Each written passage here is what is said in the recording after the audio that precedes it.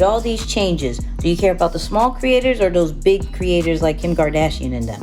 Going to prioritize smaller creators over bigger creators when push comes to shove, and I want to be honest about that. Stop the cap. Stop the cap right now. I'm gonna get in my bag a little bit about this one, people. I'm gonna get a little bit in my bag. Instagram is making some news again.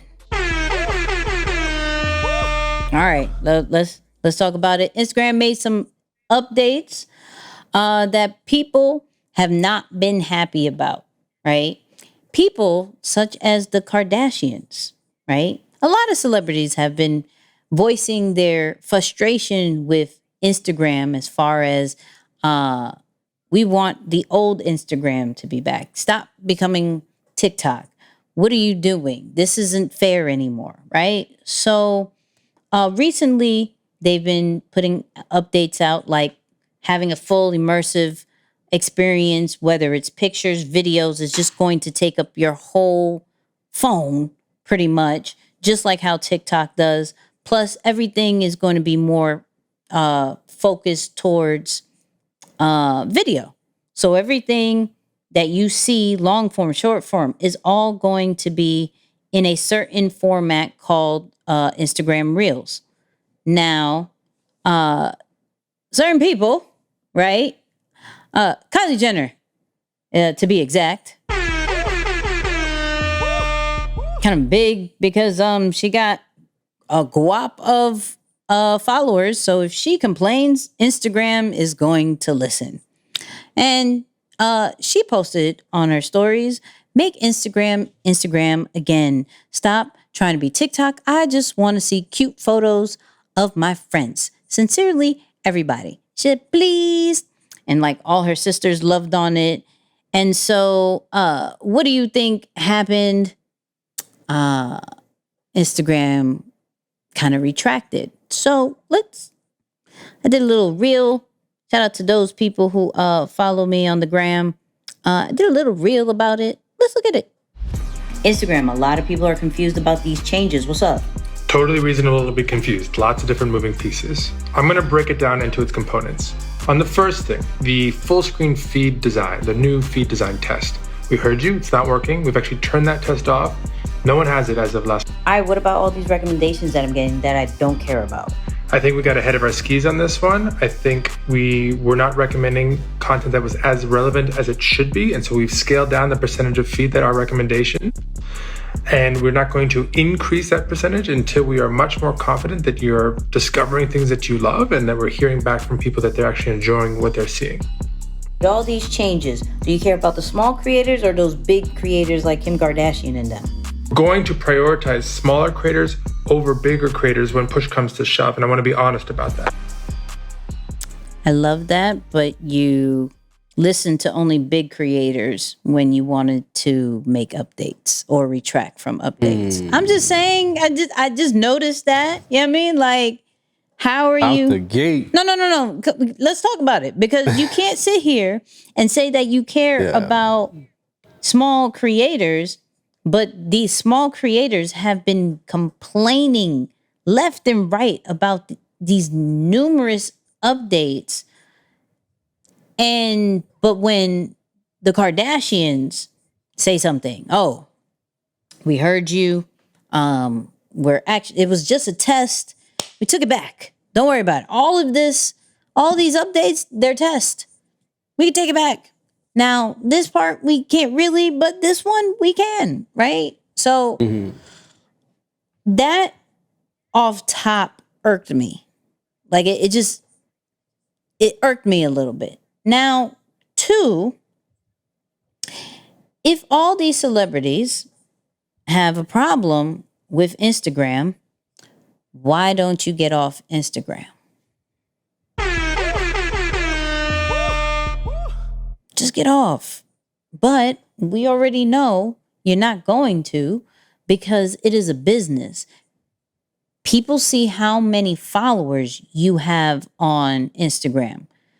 For you to jump on a different platform, you risk the lower following count off the rip. Like you have to build that up. I mean, you spent years probably building up your Instagram following the way it is. So only true diehard people, or maybe because it'll be on the news, just ongoers would possibly follow you, but it probably won't be the same amount that you have on Instagram. And Instagram brings all of you guys money from a posting standpoint, from a exposure standpoint, all that. We already understand that. Now, this is what I'll say, and then I have a question for Moose, where this is a free platform. What do you expect for something you don't pay for? We can complain all day about Instagram, Facebook, YouTube, all these algorithms changes. Oh my God, why would you do this? Listen, we don't pay for this. We get what we pay for. If I don't pay for it, I'm expecting frustration. If I don't pay for it, I'm expecting sometimes you don't even notice me because I didn't pay for it, right? Now, the whole point of social media is it's a tool to leverage to become a global brand. Period. You can look, no matter what platform you're on, check your insights, and you go to countries and not cities, and you're going to see that you have followers or people who've engaged with your stuff that is outside of the country that you are in, regardless of what country you're listening is from, because we know we have global people. Shout out to Sri Lanka and Jamaica and Great Britain, and everybody who listens to us, whatever country that you're in right now. Just check your insights, check your analytics, and go to countries.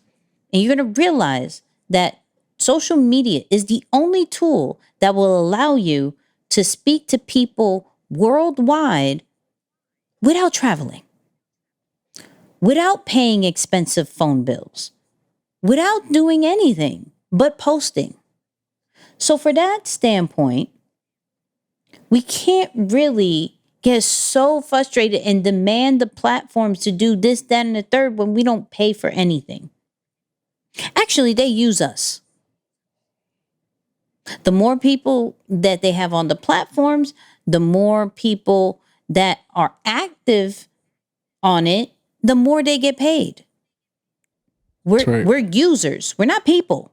We're users on a platform, and advertisers will pay for that. So the only thing I can say about these particular changes, whether they're good, bad, whatever, I particularly don't care. I care about how are we getting people off of social media? How are we creating that community? How are we converting the people? How are we leveraging these platforms in order for this not to frustrate us so much? People who are frustrated are people who don't really have something outside, such as a community. They're depending too much on they're leaning too much on the platform when it's more supposed to be a tool than a clutch. Yeah. Yeah, that's exactly the point I was going to make. And I love that you said it because it's a great segue. It's Instagram is supposed to be used as an additional resource, not an ecosystem, meaning that it's not your end all be all. And I think because of the ease of use, because of the technology, because of the reach, because of all the different features, because of the growing number of people on the platform, I'll just be honest, entrepreneurs and creators got lazy and they have just kept all of their efforts reliant on Instagram favoring them forever. And truth be told, I need gunshots. They are a business first. Where's gunshots? I should have gunshots for y'all. Because Moose is coming for your head on that one. I'm going to stay quiet. Yeah. Sheesh. Yeah, they're a business first. So to be honest with you, while I understand what he's doing, and of course, I don't want to speak badly, but I'd rather him have just stood on his stance, right? If you're saying this is what's going to be for the betterment of the platform moving forward, don't double back, like you said, because a big name creator, someone with big celebrity status said, oh, we want the old thing back. And you instantly did it. Because of course, I'm sure there are two views here. One is going to say, well, what a great CEO. He's listening to his customers and he's adjusting. Mm-hmm. But at the same time, if you're telling me this is something that is the best thing, what I'm doing here is the best thing for us, then, and you automatically change it that quick, then was it really the best thing for me? Probably not, right? Because if it's beneficial for me, you would have kept it. You would have kept it the same and taught me and trained me on how to do it. So I do think a big part of it, and that's probably the blessing and the curse of technology, is that a lot of these changes and innovations or updates are happening too fast. So people are not finding rhythm. It is exhausting for creators when you're working your butt off, especially for those who make a full-time living doing this. You're relying on people seeing your content so that you can make a living. So you're working your butt off to get the views or the attention that you need to drive traffic and continue to grow your business.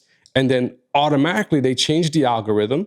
You go through this decline of what the heck is going on, and then you do the work to make the adjustment. And then, so you can't run a business on something that is going to change every couple of months, where you don't even control the market conditions in a sense, right? In this case, the algorithm or how the platform is being used. So to your point, we can't continue to see these trends and accept or expect it to change forever. We have to start making adjustments on our end. Of course, we saw that there are other alternatives. There are other social platforms that favor the creator and they allow you to get paid and do these other things. But more importantly, from a strategic business end, you should be thinking about how to drive traffic and get direct messaging to your consumers without having to rely on the platform to showcase your messaging or your content and the algorithm and all these other things. So yeah, I'm with you on that big time, Nick. It's made us lazy and not as, say, agile as we used to be in thinking about, okay, how do I get people to subscribe to my email list, or how can I get them into my text messaging group or my community? So that's a focus that a lot of us have to really pay attention to moving forward. And I will say this based off what you said as well. Like, I could appreciate, if this is the true case, that he's listening, all of Instagram, not just Adam, right? But that Instagram is listening to their audience, to their users, and saying, you know what? Boom, we're going to take this back based off your feedback, right? It's just a coincidence that the changes were made after certain high profile celebrities said something, right? So it's questionable. But if we can learn for all brands and businesses, like if we can learn from Instagram, it is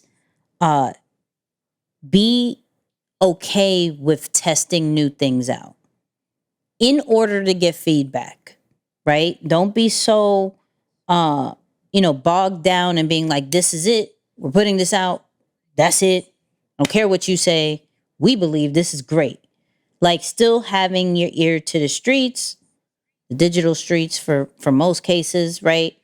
As far as, all right, we're going to put this out, we're going to test it out, we're going to see how it works to a selective group of people, because that's what Instagram did. I don't think I had that full immersive experience, right? So to a selective few, certain people are going to get this. We're going to see how they react. We're going to make changes if we need to, or we're going to deploy it to everybody else, right?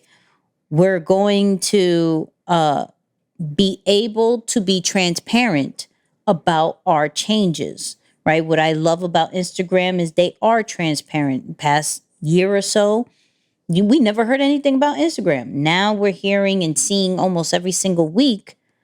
So not only do we do changes, but we are upfront about our changes.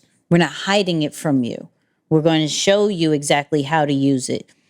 Who is it for? When is it rolling out? We're communicating with our audience. So are we communicating, over communicating sometimes with our audience in order for them to build that brand trust, credibility, right? And just the know of what's going on because you have invested in us, whether from a time or a money standpoint. So I would say those two things is really dope to see from this whole situation that we can learn for ourselves. Yeah, that's good. Yee.